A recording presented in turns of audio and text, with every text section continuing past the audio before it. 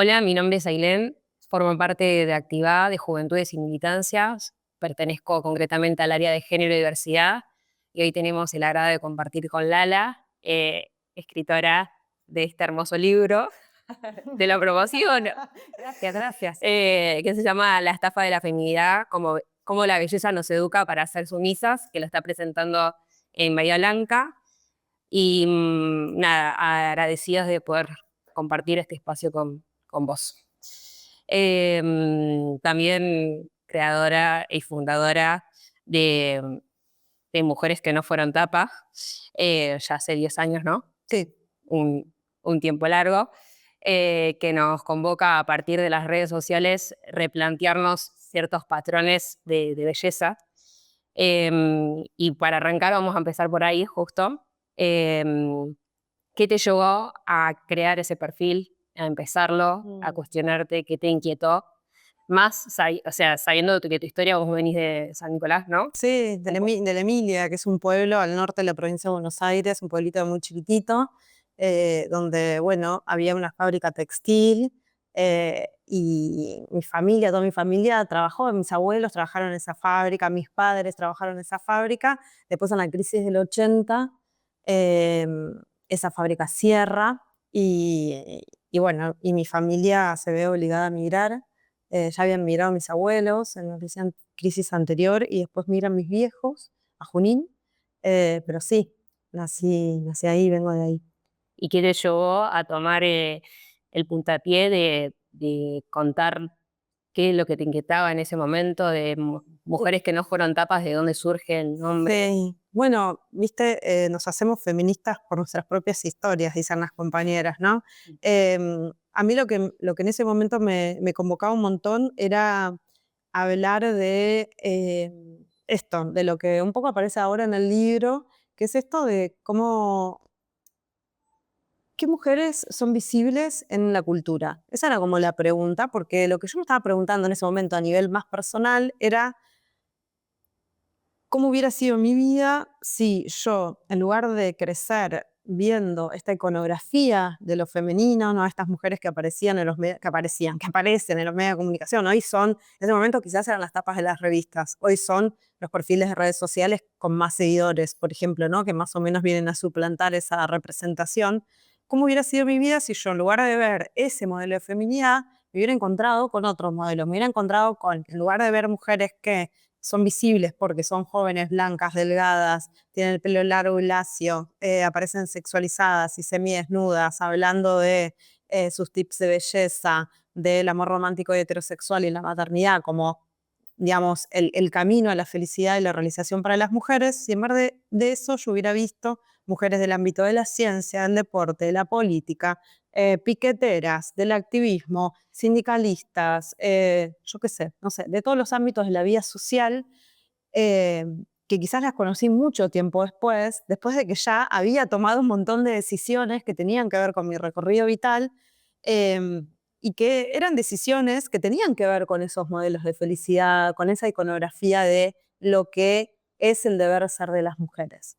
Entonces, pensando en eso, empecé a trabajar en este proyecto que arrancó, digamos, no es que, ay, bueno, ahora voy a hacer esto, después voy a hacer esto y va a pasar esto con esto. Nada que ver.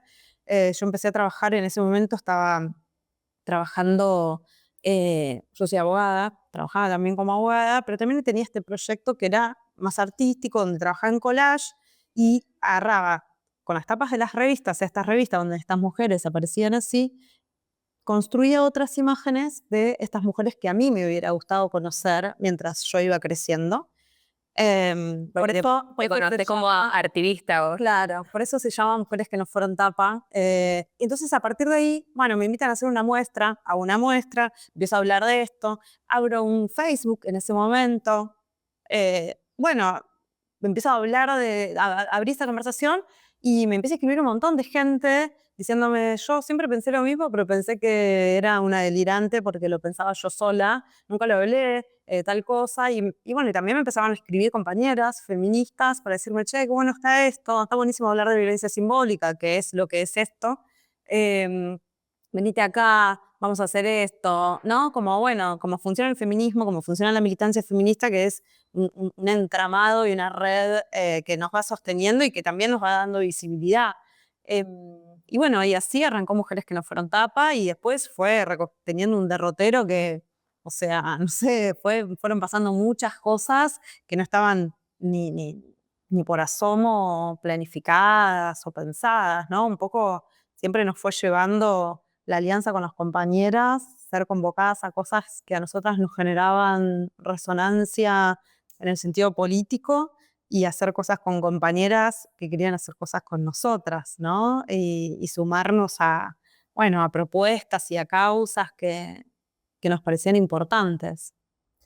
¿Y vos cómo ves hoy en día los feminismos, incluso dentro de la militancia, en tu andar dentro de lo que sos como comunicadora dentro de las redes? Es así, sin querer queriendo termina siendo influencer. O sea, cuando compartís, por ejemplo, los videos de reacción, es Mm, un método de la comunicación que realizan un montón de influencers, ¿no? mm, Y lo resignificaste mm, para visibilizar causas. mm. Y tienen o sea, tienen muchas visualizaciones esos videos. Sí, Tiene como, sí, se sí. hace un activismo dentro de las Sí, redes nosotras sociales. siempre tuvimos el objetivo de, sí, sobre todo al principio, los primeros años de Mujeres que no fueron tapa, estaba muy puesto el foco en, bueno, eh, con- construir una mirada crítica sobre los medios de comunicación masivos, las publicidades, las series, ¿no? Todo lo que es la cultura masiva, la cultura popular, cómo esa cultura va reproduciendo este ideal de lo femenino y este ideal de lo masculino que son, bueno, primero, ¿no? Digo, dicotómicos completamente, pero que también jerarquizan lo femenino respecto de lo masculino, las características que tienen la feminidad. Bueno, todo eso analizando publicidades, noticias, todo lo que iba pasando, ¿no? Como emergentes. Y,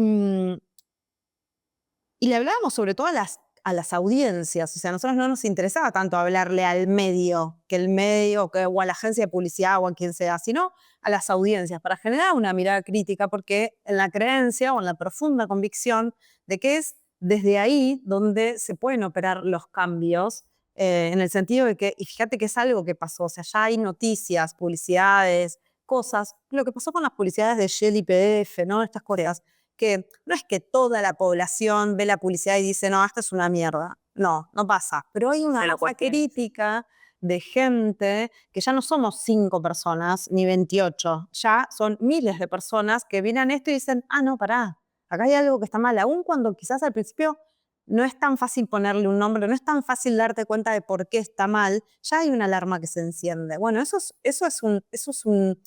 una victoria de los feminismos a lo largo del tiempo, de muchos años, de construir esa mirada crítica en las audiencias. Nosotras, por eso mismo, iniciamos el Festival de Hackeo de Estereotipos en Espacios Educativos, que es un proyecto que lo sostenemos hace 8 años, por el cual ya pasaron 1,5 casi de estudiantes, no solo de Argentina, sino de otros 5 o 6 países, 12.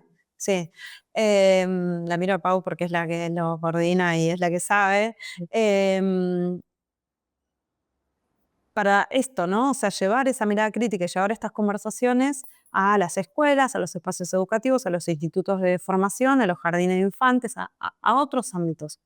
Y después, bueno, cuando se fue construyendo esa mirada crítica, lo que nosotros queríamos hacer, y por eso empezamos a trabajar en las campañas como Hermana Suelta la Panza, Hermana Suelta el Reloj, Hermana Suelta la Novela, ahora esta, la estafa de la feminidad, Sí. era, bueno, poner sobre la mesa, traer a la mesa, traer a la conversación los relatos contrahegemónicos de la vida de las mujeres. O sea, bueno, lo que antes hacíamos, por ejemplo, con Hermana Suelta la Panza era no sé, tomar publicidades, por ejemplo, llegaban las vacaciones o llegaba septiembre como ahora y empezaba el bombardeo de publicidades de hacerte esta cirugía, este tratamiento, no sé qué, todo lo que tenías que hacer para llegar al verano, la dieta, la malla, bueno, entonces usábamos esas publicidades para criticarlas de alguna medida. Y en un momento como, bueno, no, hay que hacer otra cosa, o sea, hay que usar las redes para otra cosa que es poner a circular por acá lo que acá todavía no circula, que son nuestras imágenes, las imágenes de nuestros cuerpos,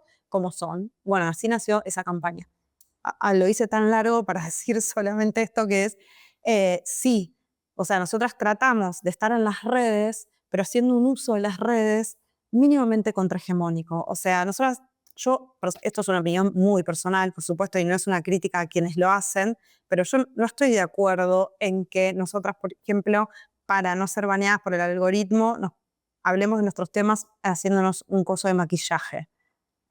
Porque, bueno, es parte de reproducir la misma lógica, ¿no? Entonces, bueno, usemos las redes para decir lo que nosotros necesitamos decir y hacer lo que queremos hacer sin ser parte de la alimentación del algoritmo que siempre nos está mostrando exactamente lo mismo, ¿no? Entonces, esto que vos decías, bueno, sí, usemos esto, que son las reacciones para mostrar, hablar de otros temas que son los temas que a nosotras nos interesan o que a nosotras nos parece que es importante poner sobre la mesa.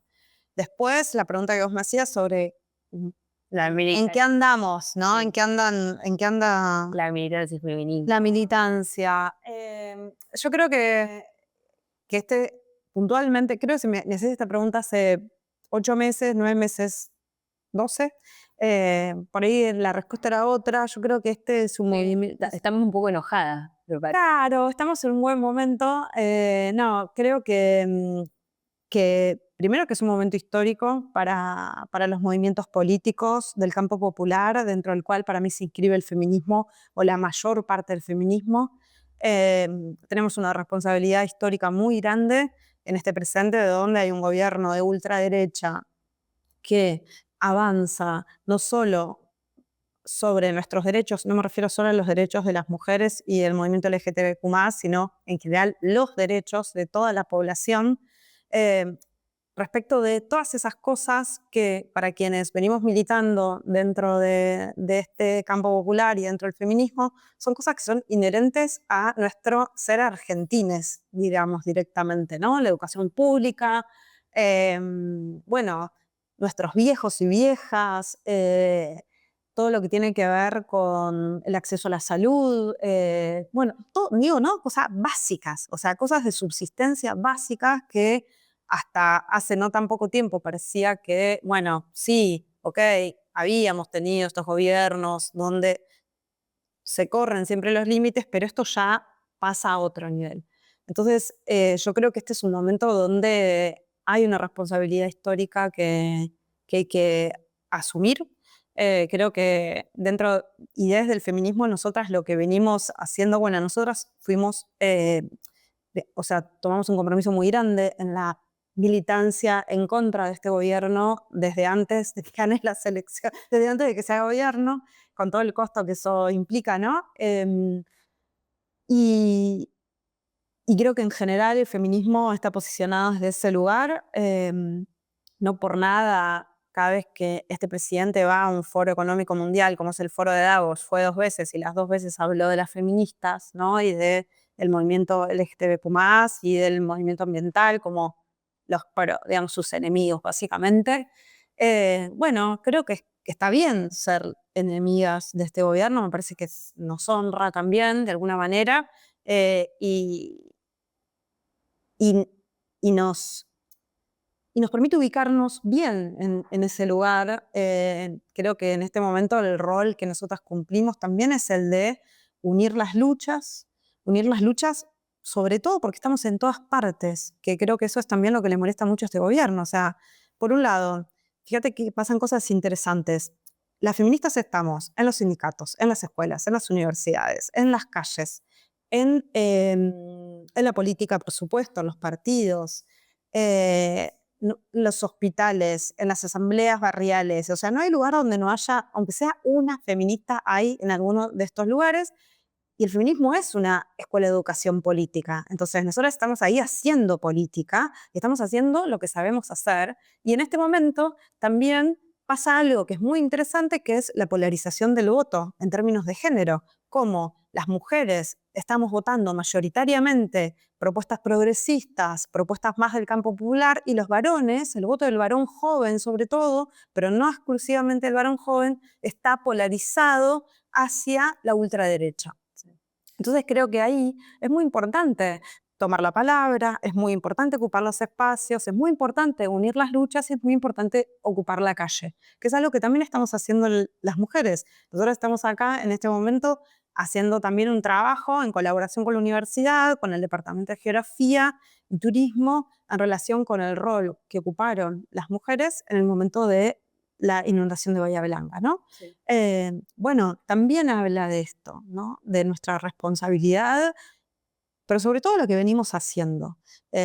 Hay con qué, no es que hay algo nuevo que tenemos que inventar, que no lo sabemos hacer, A mí esto, ¿no? hay un estudio que se hizo con el CONICET, con el IES, el Departamento de Economía, bueno, que habla de la pobreza multidimensional. Se va haciendo el 2023, creo que fue el último, y plantea datos como, bueno, cómo las jefas de hogares se tienen, o incluso, bueno, otro de abogacía que hicieron ahí, ahora no me va a salir concretamente bien el nombre, pero bueno, esta última después lo socializó, o sea, de todos los merenderos y comedores que hicieron, no sé, para decirte un número, 600 eran mujeres, y de esas 600 personas, y ponele 600 eran mujeres y 67, 70 eran varones, que compartían esos espacios. Sí. Siempre está muy marcado. A mí personalmente a veces me pasa que estoy cansada de convocar o de participar y pensar que esos espacios no es solamente de las mujeres y de las diversidades. Hay luchas que sí, pero digamos, hay espacios como lo que pasó la semana pasada con el triple femicidio, que me hubiese encantado que estuvieran mis compañeros varones ahí también, ocupando, porque tiene que ver con la responsabilidad ciudadana, con que en la ciudad pasó con el grooming, con Mica Ortega, fue a la escuela con nosotros. O sea, nosotros somos una ciudad grande, pero a la vez siempre nos terminamos conociendo entre todos y todas. Y nada, y esas cuestiones de la participación a veces me- am- siento que en común estábamos agotadas y cansadas, con enojo, agotadas, cansadas y sosteniendo, sosteniendo, sosteniendo. Como que las mujeres sostienen mucho, sobre todo las jefas de hogares, eh, las mujeres cis, las mujeres en general, sostenemos, sostenemos, sostenemos, y bueno, que no sé hasta cuándo se va a poder sostener todo también. Se va a sostener, te lo que haya que sostener, porque es así, siempre fue así, creo. Pero sí lo que ahí me parece importante es sí el esfuerzo politizador de esas prácticas. Creo que es un esfuerzo muy relevante, que es entender que en ese sostener, lo que estamos sosteniendo no son solo nuestras propias vidas o nuestras propias familias, sino que lo que estamos sosteniendo es la comunidad. Si no le damos una dimensión comunitaria y una dimensión política, ese sostener, también tenemos esa sensación de que lo que estamos haciendo es invisible, no tiene sentido, es como algo chiquito o algo doméstico. En cambio, si nosotras hacemos el trabajo, que es un trabajo difícil, porque es un trabajo que lleva tiempo, porque hay que construir conciencia, porque hay que construir pensamiento político, porque hay que politizar todas las prácticas y la vida cotidiana, es un laburo, es un gran laburo, pero también eso es lo que para mí nos lleva a otros lugares y nos lleva a ocupar otros lugares y nos lleva a hacer política, a participar políticamente, ya sea desde adentro de los partidos o en las organizaciones sociales o en la militancia feminista o en estos lugares que son lugares donde lo que buscamos son transformaciones sociales más radicales y más profundas, ¿no? Sí, sí. Hay algo en que estas mujeres, o que sean las mujeres las que ocupan estos lugares, no es porque las mujeres somos más buenas, es porque somos educadas de una manera diferencial. Esto para mí ni es porque la bondad o el amor o lo que sea nos sale de la vulva. No, no es algo genético. Esto se aprende, se enseña y como se enseña, se aprende. Entonces, creo que acá, digamos, la conversación tiene que ver con esto de, bueno, estamos viviendo en una sociedad donde lo que está en el centro de los valores sociales y de la importancia social es el dinero, la riqueza, el sistema financiero, la timba. Digo, ¿no? O sea, hoy es eso. A los pibes quieren, no sé, o están metidos en las apuestas o en los juegos o se quieren hacer criptobro y hacerse millonarios en 5 días y las pibas lo mismo con otros recursos. No están los cuidados en el centro de la vida. Creo que la conversación es esa, que es una conversación que en la pandemia se había empezado a dar, había proyectos, se estaba hablando de la agenda de cuidados, se empezaba a hablar de esto de remunerar a las cocineras que en los barrios estaban cocinando en las ollas, en los merenderos, etc. Bueno, después de nuestro gobierno obviamente retrocedimos 500.000, 700 casilleros, o sea, no solo no van a remunerar a las cocineras, sino que no le daban alimentos, o sea, y sigue la misma situación, ¿no? Pero me parece que las conversaciones son profundas en el sentido de, si no ponemos el cuidado de la vida en el centro de la vida y que el cuidado de la vida sea una educación que reciban varones y mujeres y que todos tengamos la conciencia de que el cuidado de la vida, y cuando hablamos de cuidado de la vida y agenda de cuidados, no es solamente hablar de que vos tengas hijos y cómo vas a cuidar a tus hijos, si tenés una guardería o más o menos guardería o lo que sea, o las licencias, sino que tiene que ver con cómo cuidamos toda la vida en el nacimiento, el final de la vida, en la vida del planeta, la vida de las otras especies, porque estamos en un momento de crisis climática y ambiental, o sea, hay que ser terraplanista para negar eso, está bien, lo querés negar, negalo, pero la realidad se impone, o sea, acá tuvieron varios sucesos en Bahía Blanca relacionados con el tema, y esto va a pasar cada vez más en otros territorios, en todo el mundo está pasando.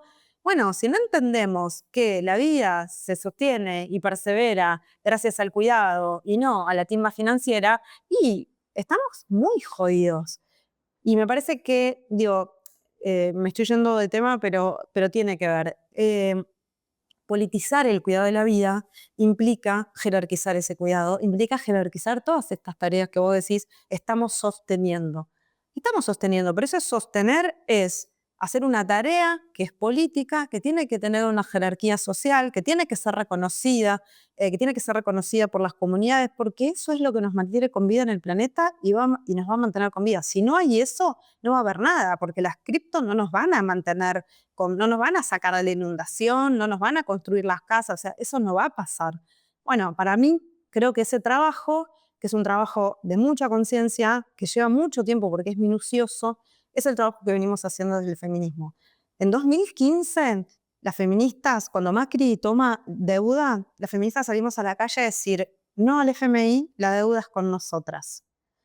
¿Qué dijo la gente? ¿Qué decían los medios y qué decía la gente?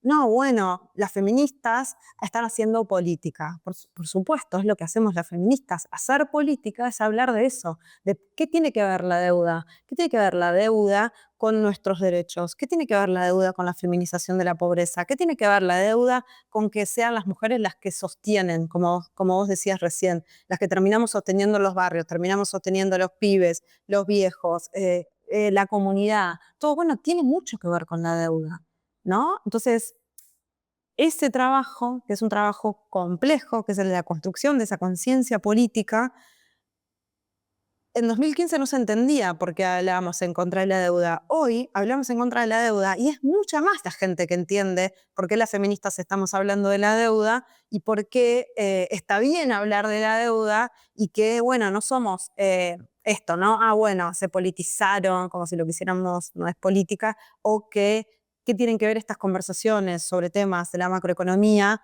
con los temas de la agenda nuestra y los temas de la agenda social. Y bueno, ese es el trabajo. Lo que pasa es que los cambios sociales, que son circulares y pendulares, ¿no? Porque siempre las oligarquías mundiales, que son las dueñas del mundo, por supuesto que reaccionan frente a cada movimiento que los movimientos populares hacemos a favor de nuestros derechos. Y esos cambios llevan mucho tiempo y a veces, bueno, quisiéramos ver en el transcurso de nuestra corta vida cambios más significativos, que se caiga el patriarcado, que se caigan las oligarquías concentradas, pero realmente, bueno, eso... Sí, como las feministas que en los 60 o en los 70 no vivieron ciertos derechos que nosotras transitamos. Exactamente, Eso tal sí. cual. A mí, bueno, dice, ¿cómo expresarías la relevancia de esto hoy? Porque justo vos siempre hablas de politizar en un contexto en que pareciera como sociedad estamos yendo a un ideal que intenta Despolitizar, ¿no? despolitizar todo, em, todo discurso, o sea, como que Mm. todo el tiempo, y aparte como que la discusión la da de mano a mano, pareciera. De mano a mano, por ejemplo, no sé, me pasa que yo, por ejemplo, soy fan de Lali, me encanta, y le da como que siempre cae como que en los referentes populares que están bien, o Milo J, qué sé yo, hablo de las cosas que por ahí músicos que están transitando hoy en día, que son relevantes y que están haciendo una mística de discusión, como decís vos, minuciosa, pero Desde el desde arte, el porque es algo que arte. también hay que hacerla desde todos los lugares, Y ¿no? nada, digo, ¿y cómo le da? O sea, Mm. hoy en día está mucho, esa discusión me parece súper interesante porque es una discusión que se puede llegar a la juventud con la cultura, de por qué, no sé, bueno, a Emilia se la discute porque no habla, al igual que su pareja, y a Lali, o sea, viste Que que están se muy vuelve todo, politizados. todo muy romántico, viste, las parejas que discuten o no discuten, Sí. y cómo trasciende eso. Em, es interesante verlo también desde ese punto, desde la cultura, y cómo se mete el Mm. presidente en esas discusiones, digamos. Sí, sí, viste, ellos hablan mucho de la batalla cultural, es algo que les gusta mucho usar esa terminología que bueno, que no es de ellos. Em, y entonces yo creo que entienden perfectamente, las derechas del mundo están muy organizadas, tienen sus partidos políticos, tienen sus ONGs y tienen sus grandes financiamientos que son a través de los estados. Esto siempre hay que decirlo porque viste que a ellos les gusta mucho decir con la nuestra, todo eso, pero es con la nuestra como ellos también llevan a cabo esta batalla cultural. Em, Hay investigaciones muy interesantes acerca de cómo todas estas redes entre estas derechas, no solo ¿no? Digo, Estados Unidos, ahora Argentina, Sí, eso están en España, vinculadas. Bolsonaro con la Sí, iglesia evangélica. pero todos están vinculados con, por ejemplo, Vox en España, con el partido de la ultraderecha de Hungría, el de, no me se va a salir el nombre ahora, ya me va a salir, Polonia, Italia, bueno, todos están, digo, tienen sus encuentros, ellos también se encuentran, se organizan, piensan estrategias para esto, ¿no? Torcer el avance de los derechos, por ejemplo, digo, todo lo que tiene que ver con la agenda de género y diversidades, el aborto, todo esto es una gran preocupación de las derechas en el mundo. Pues bueno, se trata de sostener un sistema económico que necesita la división sexual del trabajo, es decir, que nosotras sigamos produciendo y reproduciendo la vida de manera gratuita y que los varones sigan saliendo a trabajar, entregando su fuerza y su potencia a un mercado de trabajo que los aplasta, a las fuerzas de seguridad, a los ejércitos, ¿no? O sea, que todo más o menos siga siendo de la misma manera, necesita que este ideal de familia, patria y tradición, como les gusta a ellos, se sigue reproduciendo de la misma manera.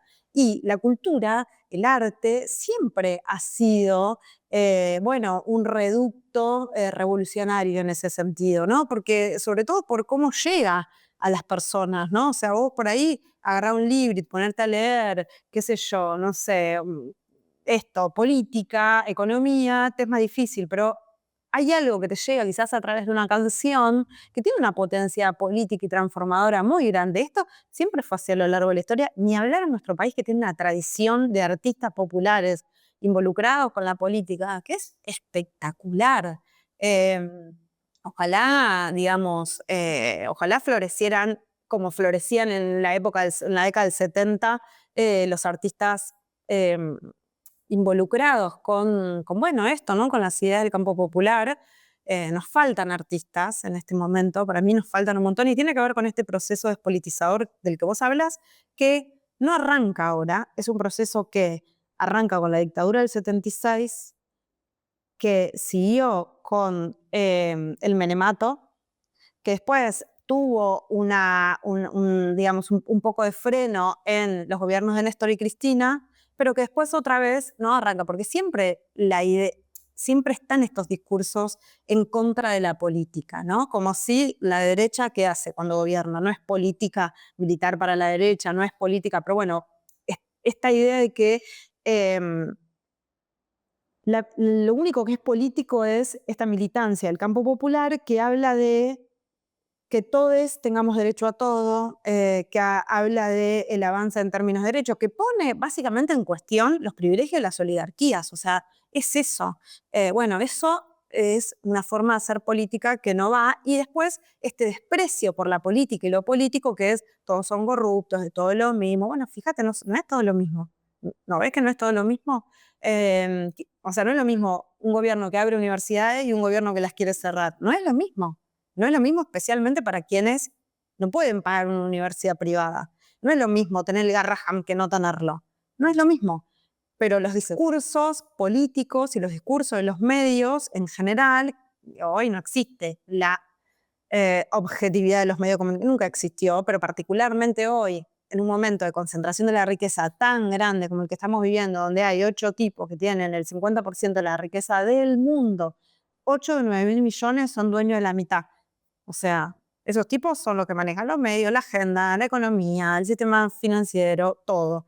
Bueno, los grandes medios, que son los que mueven la aguja en términos de la construcción de los sentidos sociales y de los discursos sociales, también son parte son el aparato de propaganda del poder concentrado en cada país y en general están todos verticalmente sí, concentrados. Entonces, por supuesto que siempre los discursos que van a venir de ahí son esto, que todos los del campo popular somos cuca, caca, coco, digo, ¿no? O sea, toda la cacofonía que se te ocurra, que todo es corrupción, que todo es con la nuestra y que el Estado, estas ideas, este mercantilismo que viene avanzando con el neoliberalismo, estas ideas de que vos te vas a salvar solo, las ideas de la meritocracia, que vos, todo depende de vos. Bueno, si vos sos pobre, culpa tuya, porque, bueno, sos pobre porque querés. Mirá como aquel pudo estudiar, era pobre, viene de la villa, siempre son así las noticias, ¿viste? Uno que vivía en la villa, pudo estudiar medicina y ahora no sé qué. Uno. ¿Cuántas posibilidades tenés vos de nacer en un contexto de vulnerabilidad social, llegar a la universidad, recibirte? Y tampoco es esa la idea, ¿no? O sea, no es la idea que, bueno, vos te salves, sino que, bueno, podamos vivir más comunitariamente. Sí, la accesibilidad molesta a la mayoría de la... Claro, y por esta idea de que el Estado tiene que funcionar como una empresa. Entonces, todo tiene que ser sustentable en términos económicos, todo tiene que dar ganancia, ¿no? Que hay un pacto social que suscribimos y que dice, bueno, yo pago mis impuestos, cumplo las leyes para que exista este Estado que me devuelva salud, justicia, seguridad, educación, etcétera. No es rentable, porque no tiene que ser rentable, porque el Estado no existe para ser rentable. Otra cosa, algunas empresas del Estado, otra cosa, pero después, no tiene que ser rentable el Estado. Bueno, esas discusiones, ahí los medios masivos de comunicación vienen haciendo hace muchísimas décadas este esfuerzo por representar los intereses del poder económico concentrado en nuestro país y, bueno, y imponer como parte de la agenda social o como parte del sentido común de la época que esto, que el Estado tiene que ser rentable, que vos te salvas solo, que si vos sos pobre es tu culpa, que todos los que viven allá son todos delincuentes, que si vivís en otro lado, bueno, son todos narcos, que si, como si, bueno, no fueran problemas sociales, estructurales, nada, ¿no? Digo, para hablar de los medios podríamos estar horas hablando de cómo se van construyendo estos discursos, ¿no? El discurso sobre la deuda, bueno, un montón. Bueno, anclando eso, hay una parte que tipo me volvió la cabeza porque yo no podía parar de darme cuenta. Yo dije, en esta no voy a caer, y caí, que es la de el perfil este de la influencer española que la nombras acá. Rodo. No, la que es inteligencia artificial. Sí. Aitana, no, Autana. Aitana. Sí. Bueno, y empecé a ver un montón de chicas que eran todas con inteligencia artificial. Es impresionante. Y que, bueno, vos planteabas ahí cómo la discursiva de los medios de comunicación que plasman, obviamente, estereotipos de género, está todo anclado en un solo perfil la sexualidad del cuerpo, la chica gamer, o sea, justo ella es, bueno, hablo como si fuese una persona que Claro, saca entre ella estos, es.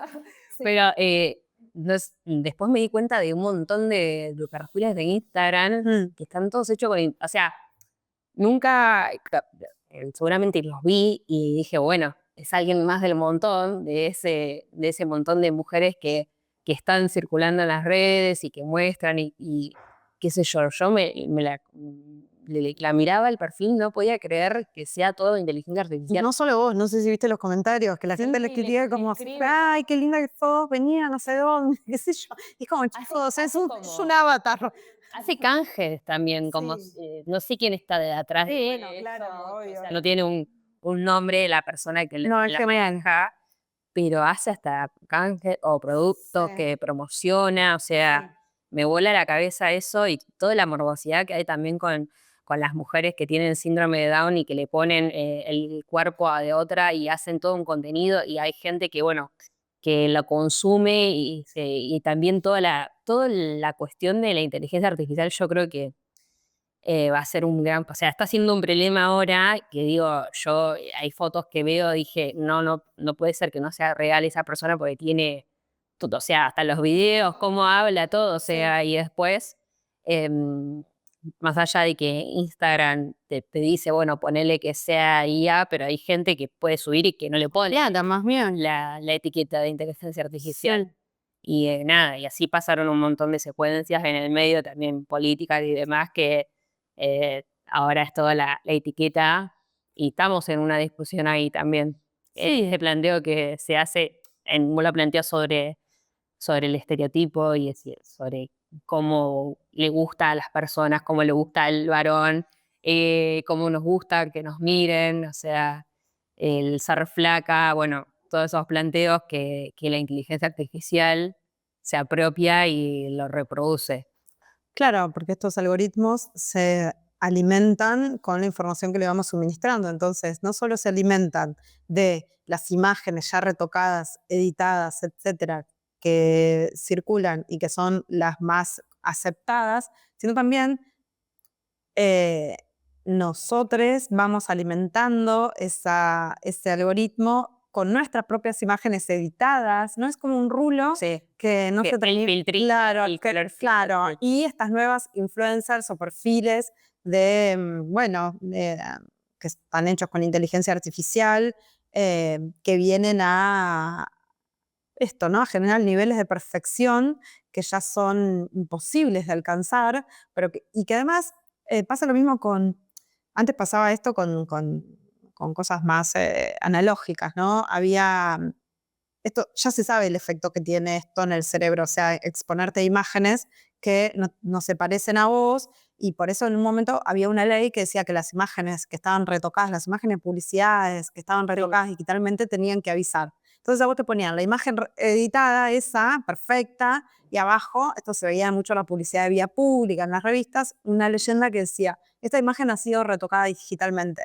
Está bien, Y pero a tu cerebro el ve la costo imagen, no costo que tiene la salud mental y hoy en día que claro, se digo, planteaba la lo que está anorexia ahí pasando. como Sí, y no solo la Argentina. anorexia, sino todo lo que está pasando con las infancias respecto de la cosmeticorexia, todas las dismorfias del cuerpo, bueno, que están rompiendo a las pibitas a los 5, 6, 7 años, o sea, cosas que antes, quizás a los 5 años, a los 15 años, 16 años, eran patologías que arrancaban. Hoy hay un montón de casos a los 5, a los 6, todos estos temas en jardines de infantes, la dieta, el maquillaje, la cosa, nenitas que es como, loco, tienen que estar jugando otra cosa, ¿entendés? No a ser pequeñas mujeres y estar sensuales y seducir y bla, bla, bla. Creo que ahí sí está ensañada esta batalla cultural que a las derechas del mundo y que sobre todo el sistema económico les interesa, que es en la captura de estas identidades y de estas personas tan pequeñas que son las niñas y los niños, y esto lo vemos, ¿no? Se ve mucho lo que está pasando con las nenas y con las niñas en general, cómo cambiaron los modelos identitarios, los pocos modelos identitarios que tienen disponibles y las consecuencias que esto está teniendo en su salud física y mental. y, y de alguna manera la irresponsabilidad de los adultos, entre quienes, digamos, incluyo a todos, porque como que no termina de haber una conciencia respecto de qué va a pasar con esto en el largo plazo, ¿no? O sea, y bueno. La discusión por ahí, yo tengo un hermanito chico que le re costó a mis papás, bueno, la decisión de que tenga un teléfono o no, en cuándo, en qué momento, y dice, bueno, para que no lo excluyan más. Porque tipo, se juntan los nenes y están con el teléfono de por medio. Las infancias están en sus encuentros por fuera de lo extraescolar, eh, por fuera de lo escolar, digamos, con el celular de por medio. Y son como la resignación, porque bueno, creo que todavía no se problematizó lo suficiente en las instituciones, en la institución familiar, en la institución escuela. Recién ahora hay algunas provincias como que no se está permitiendo de vuelta usar el teléfono en el aula, cuestiones así que nada, que todavía falta más apropiación de esa secuencia para que nada, se vuelva como una lucha, ¿no? De cierta manera, porque después de eso acontece a un montón de situaciones. Sí, que son situaciones que a veces no son reversibles. O sea, la afectación de la salud mental, y bueno, son problemáticas que después cuesta mucho reparar, quizás volver a una situación de salud, etcétera, ¿no? Digo, o sea, además, después a otros problemas, ¿no? Vinculados con el bullying, el grooming y todas estas cosas que están pasando, que son graves y que, bueno, todavía yo creo que no tienen el abordaje responsable que necesitan por parte de los adultos. Y esta cosa, ¿no? Que vos decías recién, que yo lo veo mucho con las niñas, que es como, bueno, para no ser excluida, entonces, o sea, es como el mal menor, ponele, y es como, eh, ¿excluida de dónde? Eventualmente, ¿no? ¿O excluido de dónde? De estos lugares donde, bueno, la construcción de las identidades tiene que ver con estos modelos de consumo. O sea, creo que esa batalla hay que darla, porque ¿quedar afuera de qué? O sea, ¿realmente es un mejor lugar al que entrar? Ese que, bueno, construir, digo, porque esto pasa mucho, ¿no? En cambio de construir estas identidades, politizar esas discusiones profundamente. Digo, perdón, que siempre vuelvo a lo político, me parece que siempre es el camino, ¿no?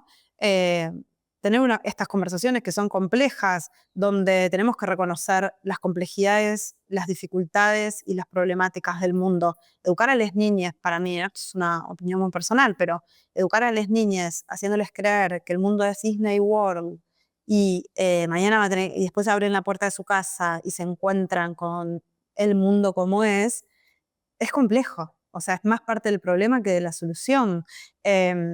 Tener conversaciones adecuadas a la edad de las niñas, planteando las problemáticas que existen, me parece que es mucho mejor. Y en relación con esto es, ¿qué le estamos enseñando a una pibita o un pibito cuando le decimos, lo pongo en términos de, no sé, esto, cirugía, maquillaje, todas estas cosas, de bueno, no, yo la llevo a mi hija a los 6 años a depilarse para que no la buleen en la escuela? No es una crítica a quien lo hace, o sea, entiendo perfectamente, pero ¿qué está aprendiendo esa chica? Que va a tener que modificarse a gusto y piacere del consumidor, de su contexto social, de su pareja futura, hoy de su familia, porque así como, primero, así como es, está mal.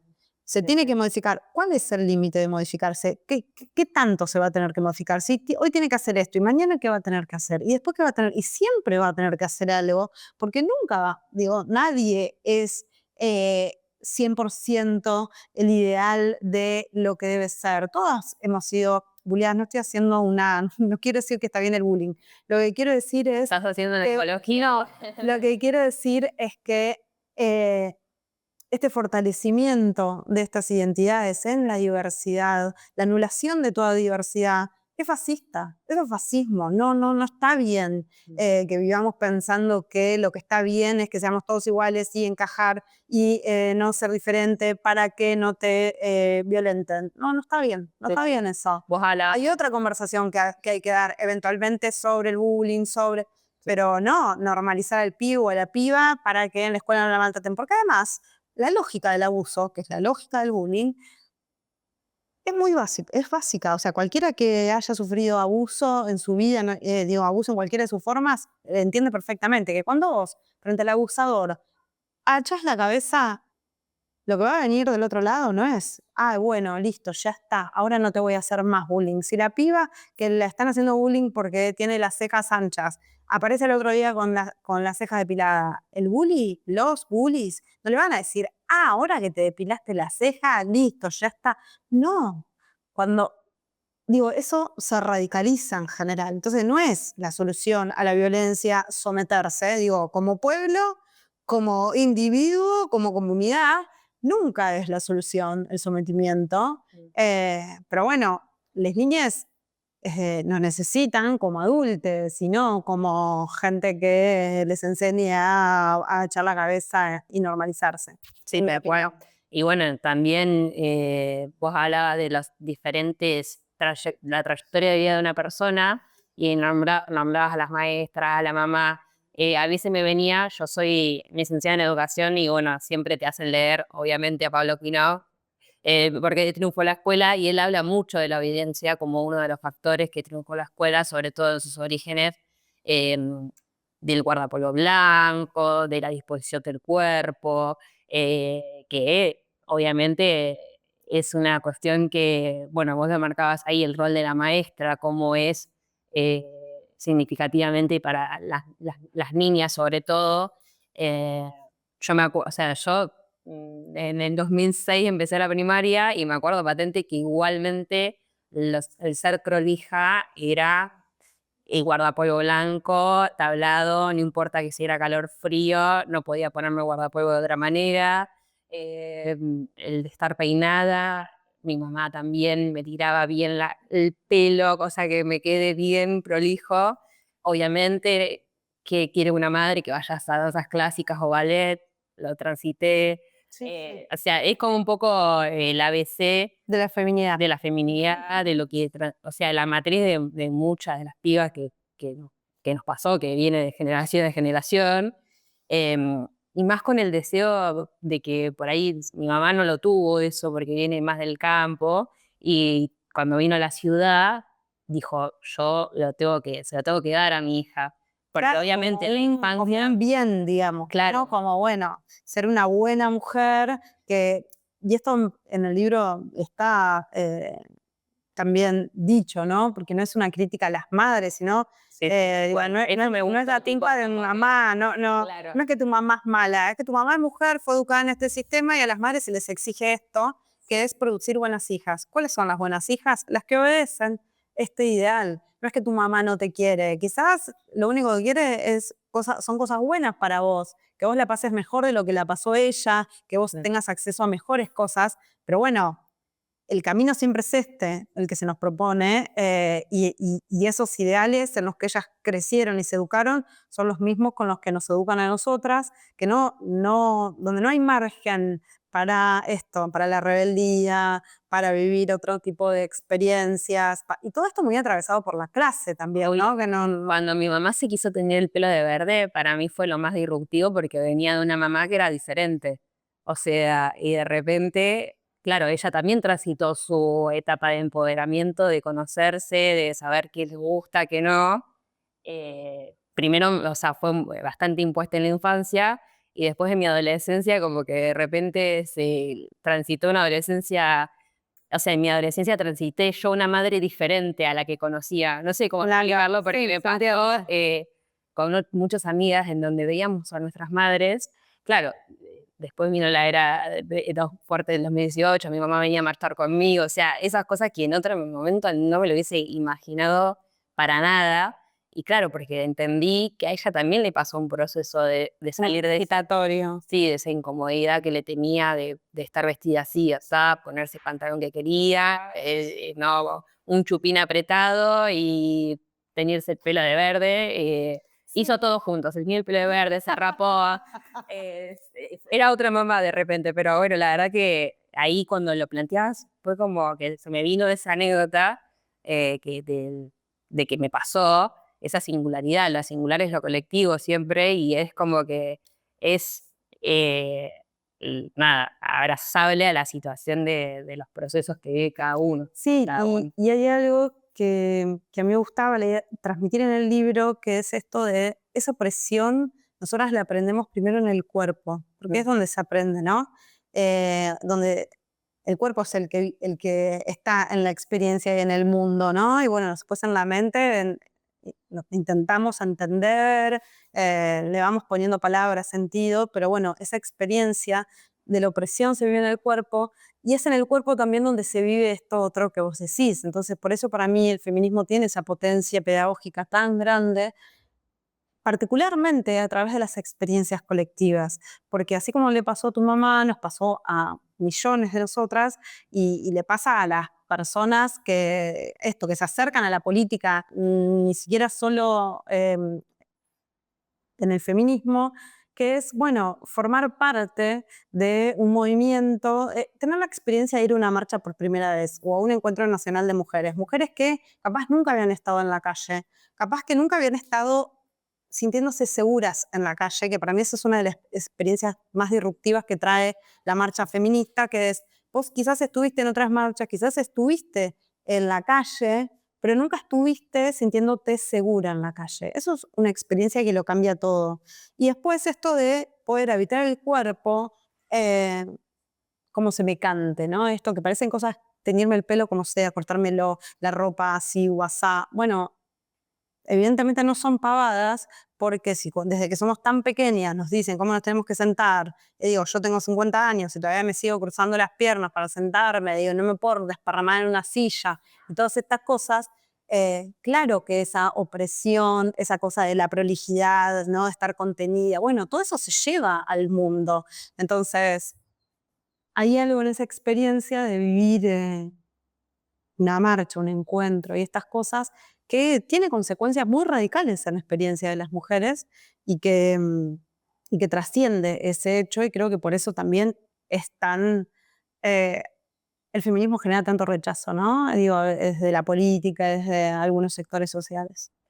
Y como para finalizar, tenía ganas, esto, nada, obviamente si no querés hacerlo, no, pero que no, de una de las páginas de tu libro que nos las relates vos, que nos cuentes, que nos las leas, si tuvieras que, si una persona tiene que conocerte o que plasmarse un poco en este y sumergirse, bucear en este libro, ¿con qué página sentís que puede llegar Uf. a ser?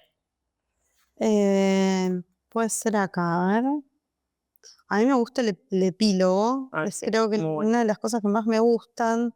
Em, todo el último capítulo me gusta mucho. Sí. Em, a ver si encuentro lo que estoy buscando. Esto puede estar un cachitito, ¿no? Sí. En nuestra revolución no hay heroínas que matan ni masacran, no hay violencia injustificada, diría que no hay violencia de ningún tipo. Lo que hay es un enorme despertar de millones, un abrir de ojos que nos permite acceder a una nueva conciencia, la de nuestro género, la de nuestra dejerarquización y sumisión, la de nuestra opresión y explotación, y a partir de esa conciencia emprender un largo camino para encarnar las ideas en los gestos cotidianos, pequeños, medianos y grandes. Esa gestualidad que libera es contagiosa, como lo son las palabras que nos despiertan y que circulan de boca en boca. El feminismo es el movimiento político más importante del siglo XX y del siglo XXI. Hemos avanzado persistiendo y hemos transformado pacíficamente las condiciones materiales y simbólicas de la vida de millones de personas, sobre todo mujeres, disidencias e infancias en todo el planeta. Nuestras vidas no se parecen a la de nuestras abuelas y bisabuelas, y en muchísimos casos tampoco es a la de nuestras madres. Claro que no lo hemos cambiado todo, sin duda falta mucho, pero no podemos negar cómo han cambiado las vidas de las mujeres en 2 o 3 generaciones. Esa es nuestra revolución, la estamos haciendo con nuestros gestos, con nuestras palabras, con nuestros cuerpos en acción. Bueno, muchas gracias. No, de nada, gracias a ustedes. Gracias. Gracias. Un placer. Muchas gracias. Y bueno, va a tener que firmar pues, perdón. No, cómo no. En realidad.